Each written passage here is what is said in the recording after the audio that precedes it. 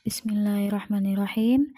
Bimbingan klasikal, layanan dasar bidang karir, informasi dan pemahaman mengenai orientasi perguruan tinggi. Sasaran layanan, siswa SMA kelas 12. Teknik, ceramah, dan diskusi kelompok. Perkenalkan, saya Minnatul Maula, Guru BK SMA Negeri 1 Suranenggala. Bentuk-bentuk perguruan tinggi di Indonesia ada 4, yaitu universitas, sekolah tinggi atau institut, politeknik, dan akademi. Perbedaan dari keempat bentuk perguruan tinggi di Indonesia terletak pada berapa cabang atau bidang keilmuan yang dimiliki, fakultas, program studi, atau bidang keahlian, waktu yang ditempuh, dan tenaga ahli yang dihasilkan.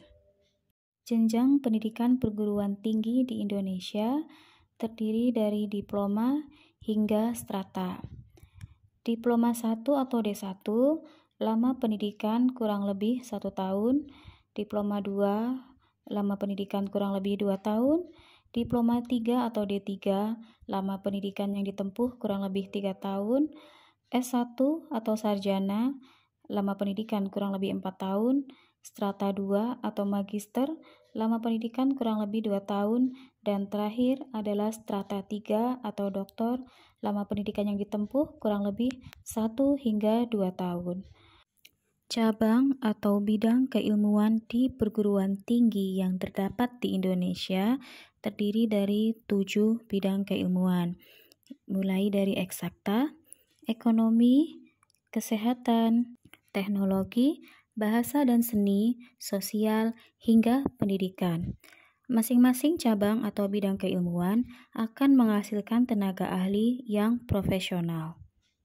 Status perguruan tinggi di Indonesia terbagi ke dalam 3 kelompok besar, yaitu perguruan tinggi negeri atau PTN, perguruan tinggi swasta atau PTS, dan perguruan tinggi kedinasan.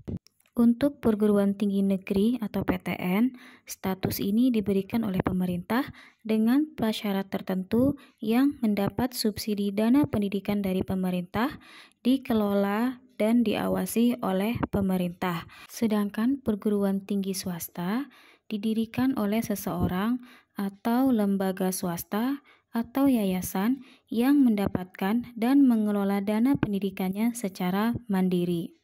Perguruan tinggi kedinasan memiliki keistimewaan tersendiri karena perguruan tinggi ini dikelola dan dibiayai oleh lembaga pemerintah atau lembaga swasta dan setelah selesai harus bekerja pada lembaga yang membiayai.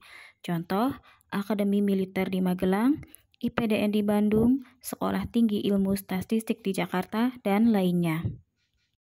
Layanan dasar bidang karir, informasi dan pemahaman mengenai orientasi perguruan tinggi ini bisa disampaikan dalam bentuk ceramah atau klasikal di ruang kelas atau dalam bentuk diskusi kelompok di luar lingkungan kelas. Terima kasih, semoga bermanfaat. Wassalamualaikum warahmatullahi wabarakatuh.